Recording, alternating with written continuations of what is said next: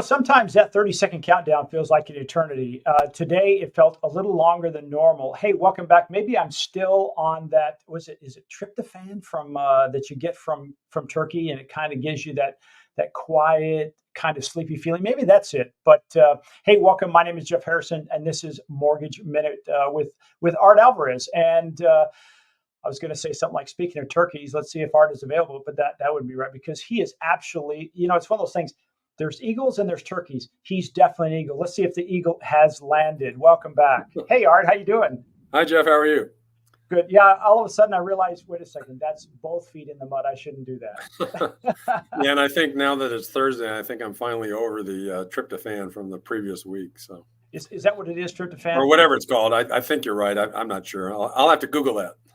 I think that's why, for most of the men, during football, we fall asleep in the second half. It's because we've had that turkey sandwich in the afternoon, right?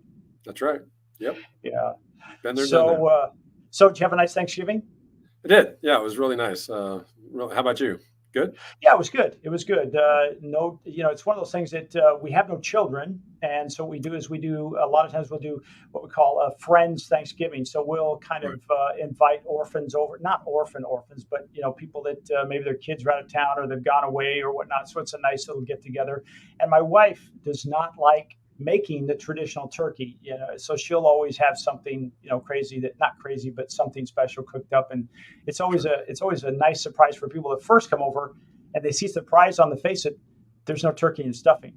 Ah, okay. So we do a little bit of both. We drop a turkey and then we also do paella usually. So.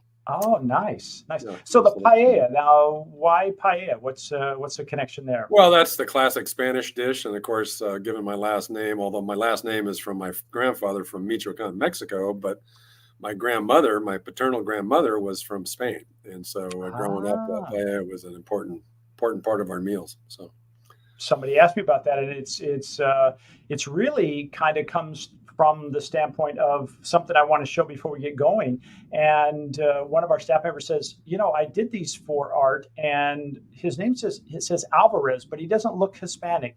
I said, no, he doesn't. So you just cleared that up. So I'll have to share this with her and let her know this is how Art Alvarez came about. So I want to show this video, and then we'll come back and talk about it. Okay.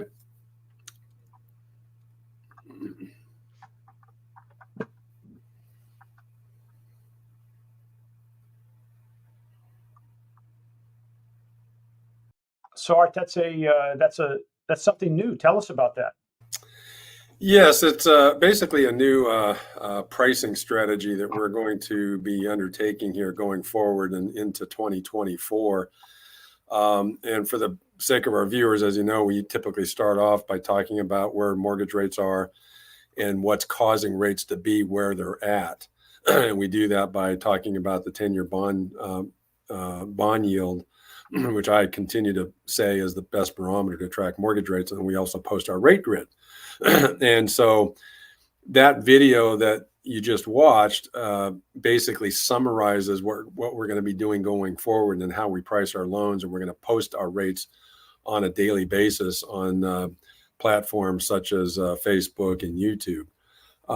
And, as it relates to our rate grid, one of the things I want to remind our viewers, particularly anybody who's new to watching this program, is when you go to our rate grid, which is on the homepage of our website, you want to take a look at that about mortgage rates link at the bottom right in the red box. And the importance of that is because I go into some detail to explain how a particular mortgage rate is going to be offered to the buyer or the borrower. It's going to involve, of course, where bond yields are at. That's part of it. And it's also going to discuss various what we call risk factors, because mortgages these days are essentially mortgage rates are determined by what we call risk-based pricing. So that means that different criteria of your transaction is going to be taken into account to establish what rate you're going to get. Factors like what your credit score is, what your down payment amount is, what kind of property type you're purchasing. All of those things and others will affect what kind of rate you're going to get. And one of the things I've noted in past programs of ours, when we're opening with the market update, I'll oftentimes make reference to the fact that, when I get up early in the morning, I'm usually getting on the financial news, turning on the TV and seeing what's going on with the markets. And of course, a good source of that, if I'm plugging a particular channel, is CNBC. And one of the things I've always found, and I've mentioned on the show many times, when I see CNBC posting the average mortgage rate available on that particular day, it's always higher than what we have posted on our website for that day. Well, why is that? Well, of course, again, you go to About Mortgage Rates to find out some of the factors involved in how your rate is set. But the other thing about it, I think, is our lender paid compensation. I think that is the difference maker in terms of why our rates are oftentimes much better than what you see on the news, whether it's CNBC or some other news platform, or if you're reading an article. In fact, I read a couple of articles this morning on the finance pages referencing the average mortgage rate right now at 7.41. And what's interesting is that's a little bit on the high side compared to where we're at. And our focus now is we've always had pretty low lender paid comp. What that means is with every lender that we're set up with, we have to declare in advance, no more frequently than quarterly, what we want to get paid for every loan that we deliver to a lender. That's a regulatory scheme that's been in place since April of 2011. And so what that means is that when we declare it, we have to declare our lender paid comp based on a grid that runs anywhere from usually a minimum of 1% of the loan amount up to 2.75% of the loan amount. Many of the lenders I do business with will tell me that their average broker has their lender paid comp declared at somewhere close to 2 or even a little over 2%. We at Mortgage Works have always historically been below that. Usually we started off at 1.5%. Several years ago, we were at 1 3/8% of the loan amount. More recently, in the last 4 or 5 years, we've been at 1.25% of the loan amount. But I decided that given it's not that difficult to package a loan, and whether it's a $200,000 loan or a $2 million loan, the amount of paper we put in that file to get it from application to closing is going to be more or less about the same, plus or minus. And so it occurred to me that we can make a decent living in our business. We can run our business profitably without having to charge that very high percentage of loan amount for our comp. So I've decided going into 24, and given that rates are high anyway, we have some borrower resistance to rates, I want to put forth the best rates possible while at the same time giving the borrower the added element of our experience and expertise. So that's why going forward, we're going to post a Mortgage Watch video daily on platforms like Facebook, like YouTube, where we're going to display our rate grid and remind everyone that we are going to be your low-cost provider of a mortgage with our 1% lender paid comp broker fee. What that means to you is you're on average going to get an interest rate that's probably going to be anywhere from 1/4 to 0.5% compared to other brokers who offer or who require a much higher lender paid comp than we do. So I wanted to just cover that so that you're understanding as we go into future programs and you see our rate grid and you hear news stories where the rates seem to be higher than what we're posting.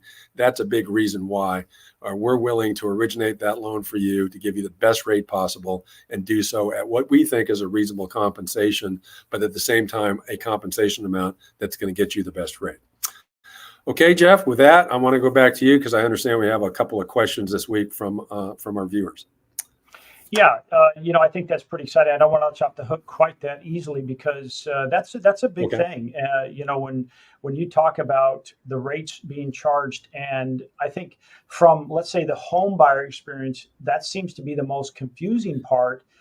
As you said, I can watch the news in the morning. It says it's 7.4. I look at your rate chart. It says 7, even under 7% for a 30-year, and all of a sudden I'm confused. Like, well, why is that? Is it because I live in, our brain starts figuring this, like, is it because I'm living in a different part of the country? What is it?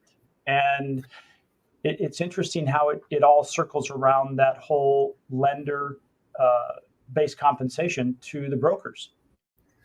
Well, exactly right. And one of the things I try to encourage people is, part of the reason we're doing this is that, there's a certain segment of the market out there of prospective borrowers. They're rate shoppers.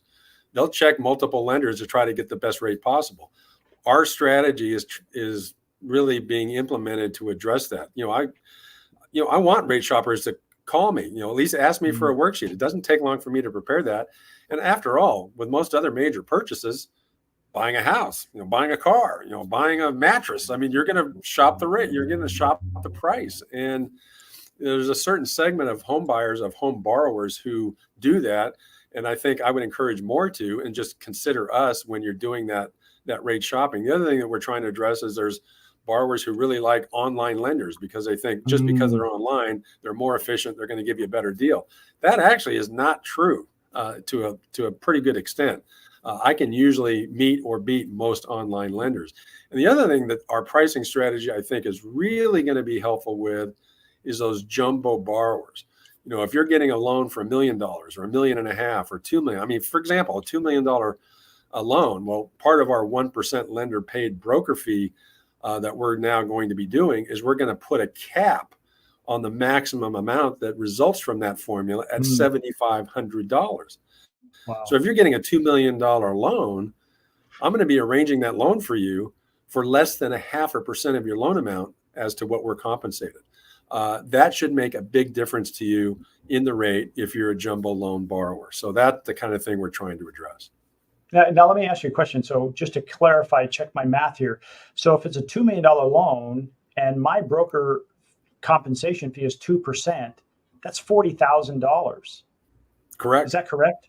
And yours is correct. Capped at what again? 7,500. Okay, so I'm just looking at that's like $32,500 in savings. I mean, I think about that. What can you do with $32,500 in savings if you're just buying a new home? That could pay for some of the appliances, Well, exactly whatever. Right, because the way that money gets accessed when you're comparing us to that other broker who wants 2% of the loan amount on their lender paid comp, that money oftentimes squirts out in a much better rate, which means a much lower monthly payment, which will help you pay for those other things that you need for your home. So that's really part of the reason we're doing this is we want to put some more focus on, number one, how much we're getting paid. We think you should know when you first do business with us, when you first apply for the loan. I'm a big believer is I want to tell you what we're getting paid and why, and how that's going to benefit you when you get that loan that we're arranging. For those of you watching this live or, recorded, one of the things that we love in our world anymore is transparency. If you need any information, it's all online. And, here's somebody who's been doing this business for 42 plus years and has arranged thousands and thousands of loans. And he just says, hey, let's just tell you what, let me just show you my cards. It's right up front. There's no trick. This is the way it is. I think that's who you want to deal with. So, I just had to pick at that just a little bit. I could keep going, but I won't because I know you've got a show here. But the questions today evolve around, rent payments and credit scores. And I've heard that reporting your rent payments to the credit bureau can improve credit scores. Is that true? And how does it work? Well, it is true. It's actually interesting. I think one of the reasons that I think that's a good question, why I wanted to talk about it today, is because it's a program that I don't think has a lot of there's not a lot of market awareness of it. It's actually a program that was kicked off last year by Fannie Mae in September of 22, and it's a pilot program. And the idea is, in fact, let me read it to you here. It's called the Positive Rent Payment Program, or PRP. So since September of 22, what this program allows is that a renter can have their rent payments that they're paying to the property management company or to their landlord reported to the credit bureaus. And that's important because in the past, rent payments have never been reported to the credit bureaus. So in the sense that if you're a renter and you have a very positive rent payment history, that really hasn't been taken into account in the credit scoring models, which of course are an integral part of what determines your rate. So in that sense, you're kind of in an unfair position compared to a homeowner, because the homeowner's mortgage payments are getting counted in by the credit bureaus and included in your score, but not if you're a renter. And some of those rent payments home renters are paying, some of those payments are pretty high. And to be able to record that should make a pretty big difference in your score. So in that sense, it's true that this should make a difference, but I think it's been underutilized. The program just got extended through December of 2024. So renters, anybody out there listening, watching this program right now, if you're a renter, you're not aware of this, heads up, you should check it out. The best thing for you to do is contact your property management company or your landlord, whoever you're making your payments to, find out if they're participating in this Fannie Mae pilot program. If they are, then of course you're going to want to ask them to be sure that they're reporting your payment history, your rent payment history, to the bureaus, because if you're in the position where you're starting to formulate a plan to buy a home in the near to medium future, getting those payments recorded should help with your score. That's going to position you better for qualifying for that mortgage when you're ready to buy. You know, it's interesting, Art, that this hasn't been something that's been ongoing. It's just something new because, I mean, you've been doing it for 42 years. So if I were a renter, I get no credit for the fact that, hey, okay, I've been on time for the last 5 years at this home that I've rented out or an apartment that I rented out. There's been no credit. Is that correct? Correct.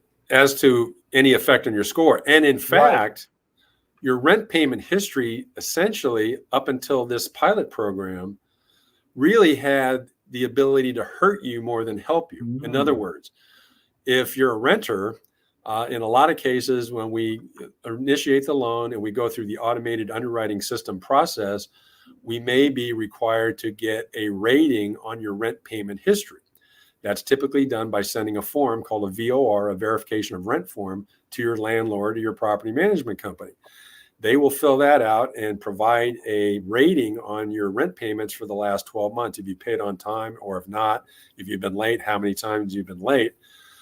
So what that information does, if it's all good, all positive, 0 lates, excellent tenant, no effect on your credit score, and therefore no real effect, good or bad, on your rate.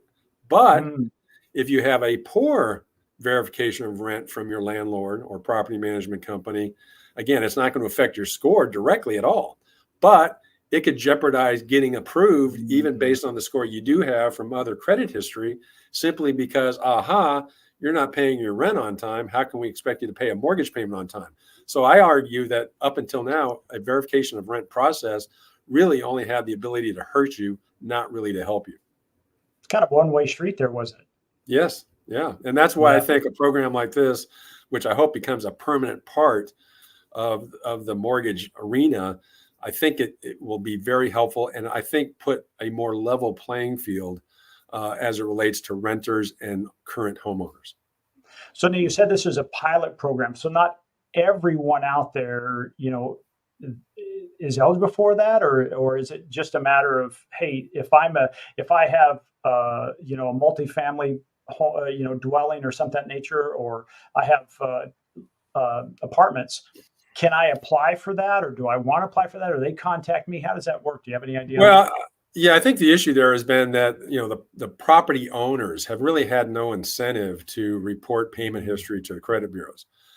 So this is really sort of a push of demand by the renters who, now that they know that Fannie Mae has announced this pilot program, those renters are being encouraged, reach out to your property owners, your property management company, if the owner uses that, or the property owner, the landlord directly, and inquire if they're aware of the program. If they're not, the renter should encourage the property owner to check out the Fannie Mae program in more detail, learn what they can do and how to do the reporting to the bureaus. So that's going to, for one, it's going to improve the credit score for that existing tenant, which is going to be some benefit to the landlord. And as well, again, it's going to help them position themselves for better scores to get that mortgage later on. Well, isn't it true that whenever, and again, I'm not trying to have you put on your credit, company hat, but I'm just curious now, if somebody does go and rent, do they pull a credit to find out what their payment history is before they rent? Yeah, exactly. And landlords do that. Property management companies do that. So if you're a renter, you're going to have your credit score pulled when you're being evaluated to get that rental property, when you're probably, competing with 10 or 15 or 20 other, applications. So in that sense, getting your property manager to report that information Even if you're not looking to buy a home later and you may have to move and rent somewhere else, it's going to help you on that next rental situation, that next rental agreement, because you'll already have better scores because you have a rental payment history that's been reported to the Bureau. That's fantastic. Well, so I think you said that's a positive rent payment program. Yeah. And that's PRP. by Fannie Mae. Fannie Great. Mae. It's on there if you want to know information about it. If you have any questions, like I said, contact your property manager or landlord, and they'll get that squared away. The next question is a little bit different. It's kind of like, it feels like with rates starting to ease a little bit. I hate to say this because I don't want to jinx this, Art, but with the Fed kind of easing their foot on the we're going to raise the rates again pedal. We're kind of saying, okay, we're starting to see a movement in the market again. So I'm just curious, who's buying a home today in this economy? Yeah, that's a really interesting question. And I've been reading up a few news stories about that. In fact, I saw one not long ago that, basically was, the headline kind of was in the form of kind of a complaint, that baby boomers were, buying up all the homes and shutting out the younger buyers, the millennials and even the ones before millennials. I can't keep track. Is it Gen Z or, whatever's before millennials. And I think what's interesting is the data to some degree kind of supports that. And so I wanted to address that a little bit. One of the things to know is, like, for example, the average income for a home buyer from July of 22 to June of 23 increased to 107,000. It was 88,000 the year before. So the implication there is it's the more wealthier the more wealthier buyer that is sort of, edging out the lower income borrowers. So yeah, that data would seem to suggest that. But what's interesting is, one of the things I think about is, well, if you were 88,000 average income for a home buyer from July of 21 to June of 22, well, during that period, we were still on the tail end of 3% mortgages. And if you had an $88,000 average income, which, even as we're coming out of the pandemic, I would argue, for example, a lot of millennials probably had income at that level. And if we had 3% mortgages at that time, that 88,000 was really a pretty good amount of borrowing power to buy a home. And yet, if you recall, at the time, there was a lot of news stories that millennials weren't buying homes, and the reason wasn't rates. Rates were very low. I mean, the money it was almost free money. And yet millennials weren't buying then, when in hindsight, you could argue that's when they should be buying, should have been buying. And yet they didn't in large numbers. So that to me is a little bit interesting in that, well, if you're having trouble now, you may have missed your window. If you were making $80,000 or $90,000 in 2021, when rates were 3%, gee, why the heck did you go out and buy a home then? Because you know what? The other thing is, homes were, while they were rising in price at that time, they were cheaper than they are now, because home prices have gone up even more since. So it feels to me like, I don't want to offend any millennials out there. A little bit of sour grapes that, you had your chance, you didn't do it for whatever reason. And yeah, now it's a tougher time. So that's one thing I would want to point out. The other thing that the data shows is really kind of interesting. Single women are, there are more single women buyers than single men buyers, by almost double. Wow. Plus the fact that single women are a little bit older, on average are 38 versus the men are 35. So that's, I thought, was a really interesting, and I've seen some of that, thinking back over the last year or two, not something I had focused on before, but I kind of went through our closings and I was like, yeah, single woman here, single woman there. So it's sort of evolved into a phenomenon that we didn't see that many years ago. So that's another interesting bit of information. And then the other thing I would tell you, the average age of a first-time home buyer has gone up. It's now about 35. In the 1980s, it was about 29. So that's gone up. So people are waiting longer to buy. Then the other thing, repeat home buyers. The age discrepancy there is really pretty surprising. Now the average repeat home buyer is 58 years old. Wow. In 1981, it was 36. Oh. So that does sort of support the idea that, yeah, maybe baby boomers are buying up more of the homes now, probably in part because they got into home ownership a lot earlier, experienced that growth in value, and were able to cash in that equity. And then, of course, they got all that money now, and they're the ones who are buying up a lot of the move up homes, the larger homes, 3-4 bedroom, that kind of thing. Although at some point, keep in mind, those baby boomers are going to turn around. They're going to turn on a dime and suddenly downsize and go to smaller homes. So that's probably in our future, because the baby boomer generation is this big old chunk that's rapidly approaching retirement age. Half of us already are, except for some of us who are still working. But in any event, some interesting data. I think there's some truth to that, but with a grain of salt. But overall, yeah, the age of the average home buyer and borrower has gotten more elevated over past years. So I think the interesting part about some of that data, and I'm curious if you have just your thoughts on it, with the women buyers over the men buyers and being double, like, what's your thought on that? What any thread there you want to pull on? Hard to say. I mean, it's apparent that in a lot of cases, or in more cases, you're seeing the women are the breadwinner. In fact, I'm in the midst of pre-qualifying somebody right now, where, and that's not to diminish the man in the family at all, but I've got a transaction in the pre-qual stage now where the wife is the breadwinner. She makes the majority of the income, and we're going to rely on that income predominantly to get the borrowers qualified. And I'm seeing more of that. And again, nothing to diminish the man or that other spouse in that regard. It just seems to be that women, for whatever reason, a lot of times in the family, they're the ones making more money. It's not, traditionally it's always, the man's the breadwinner and the woman's like working, but not in a lesser paying job or part-time. I would say that there's a lot less of that. You see a lot more women who are at higher incomes, have a real career, and they really are sort of the breadwinner in the family. I think that's more common. Interesting. Well, thanks for diving a little further into it. I think you've got some other things here. Last week's closing question. I'll turn it over to you, and I'll step aside. Okay, thanks, Jeff. Yeah, to finish up our program, I want to go into our closing question for last week. Jeff just posted it here on the grid here on the slide. The question is, regarding a cash out refinance loan, what is the delayed financing exception? Well, in answering that question, the first thing I thought would be good is to first remind all of you, what are the basic rules for a cash out refinance. And in describing these, I'm going to point out something that's an important and relatively recent change. Number one, if you're pursuing a cash out refi as a homeowner, your existing mortgage must be at least 12 months old. That's a change. That was a change implemented this year.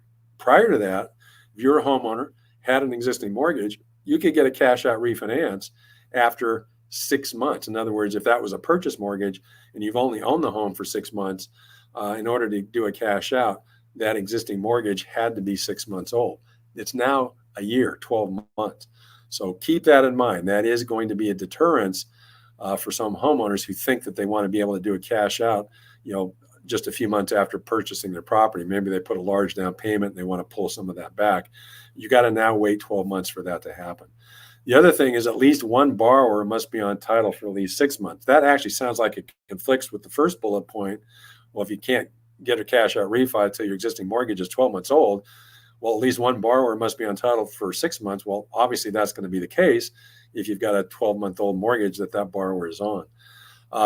Your debt to income ratio, when you're getting a cash out refi, if your debt to income ratio is over 45%, it requires that you have 6 months of what we call post-closing reserves. That's money in the bank after closing, checking, savings, stocks, mutual funds, and retirement accounts.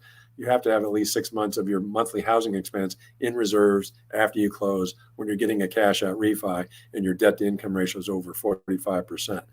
Also, some homeowners think you've had your home listed for sale, it hasn't sold, you got a lot of equity, you want to tap into it. I'll go get a cash out refi while I'm trying to sell my house. That's a no-no. You can't do that.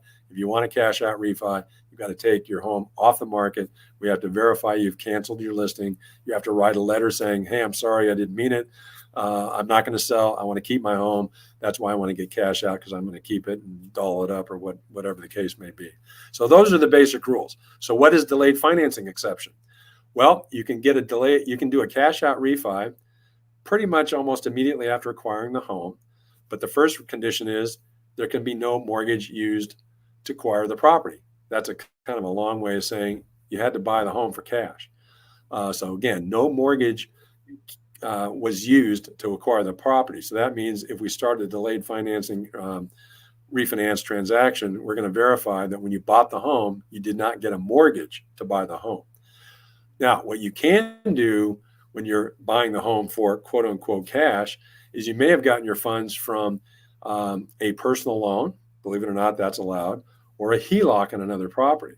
Or, of course, you may have just pulled cash out of the bank and paid cash for the home. The point of that is we have to source and document when you put all that money into escrow to close the purchase without any mortgage being recorded.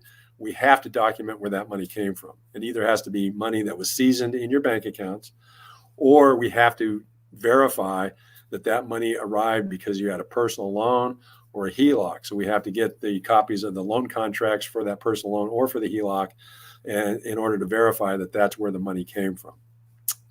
And if that's the case, when you're doing the cash out delayed financing refinance, and you got the money to buy the house from a personal loan or from a HELOC, the proceeds from that cash out refinance have to go back to paying down or paying off that personal loan or that HELOC, with no money coming back to you. So just understand that that is a requirement if you're doing a delayed financing cash out refinance. The real purpose of this was to allow home buyers who maybe because they wanted a quick escrow, they didn't have time to go through the loan qualifying process, but they had adequate money in the bank. They just wanted to get the purchase done. Maybe they thought it was going to create a more competitive offer on their part when they're competing with other offers. So they quickly closed with cash. That's appealing to sellers. But then after closing, they wanted to do a refi to get some of that cash back, maybe put it back in investment accounts that they had it in before or something of that nature. So that's what delayed financing exception was created for. It's still available. So all of you people who are looking to buy a home cash or may have done so recently, you do have that option to refinance, get your cash back without having to wait 12 months. So with that, that's a good question. I want to go on to our closing question for next week, which I also think is a good one. I'm looking to purchase a home and have substantial liquid assets, but limited monthly income. Will my substantial liquid assets help me qualify despite my limited monthly income? I just was asked this question by a prospective buyer last week. So next week, I'll have the answer to that question for you, and it'll be on the house. Jeff, back to you. I think that's a great question, and I have to share that in my days gone by, when I was investing in property, I did use that pay cash and then push the equity by rehabbing the house and then immediately putting a mortgage on it, and then those rules changed over time for investment properties. But this one piqued my interest. Like, okay, what is the answer now in today's environment? So thank you, Art. You're welcome. Thank you. All right, so here's the information for Art to get a hold of him. He's talked about a lot of great things today. If you're a renter and you're thinking, hey, I want to start working on my credit and getting credit for the rent that I'm paying. He talked about a program today, and then also who's buying up houses. Some of those stats are a little misleading, some of the headlines are a little misleading. And he's always taught us, hey, don't fall for those. What's your saying on that? Don't beware the headlines. Beware the headlines. That's right. So make sure you read down a couple of paragraphs to start getting some of the details. But anyway, you can get a hold of Art at 760-883-5700. And his cell phone is 714-612-9035. His website is mwloan.com. And of course, you can always email Art at mwloan.com. Now, at the very beginning of the show, he showed a program that he's doing every day. This is 5 days a week. When I say every day, Monday through Friday.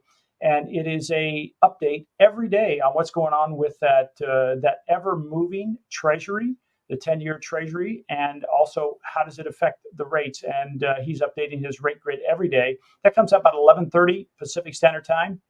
And it's just there as a it's no selling. It's just saying, hey, here's what's going on. So you can see that on platforms like Facebook, YouTube. We're going to be putting it on LinkedIn.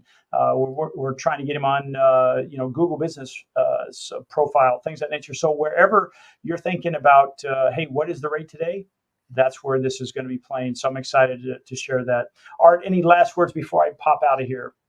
No, I agree. Thank you for mentioning that as to the Mortgage Watch on a daily basis. That way, we're going to give people more options to be able to check mortgage rates on a daily basis, whether they go to our website or look at those other platforms. So I'm excited about that. I'm hoping that that'll help people keep informed. And of course, if you're shopping for a mortgage, give us a shot. Be happy to give you some written quotes and see how we come out against the competition. Yeah. And, one of the things I want to point out too is if you have questions and you weren't here live, please just put them in the comments, whatever platform you're watching on. Art keeps an eye on that. He'll come back and answer it because he is Art Alvarez of Mortgage Works, where he has the answers and they're on the house. With that, Art, I'll say have a great week and we'll see you next week. Thanks, Jeff. Thank you, everyone. Thank you for watching and listening. Welcome to, thank you for watching this week's Mortgage Minute. Have a good week. I'll see you next week at the same time. My name is Art Alvarez at Mortgage Works, where we do have the answers and they're on the house. So long. Take care.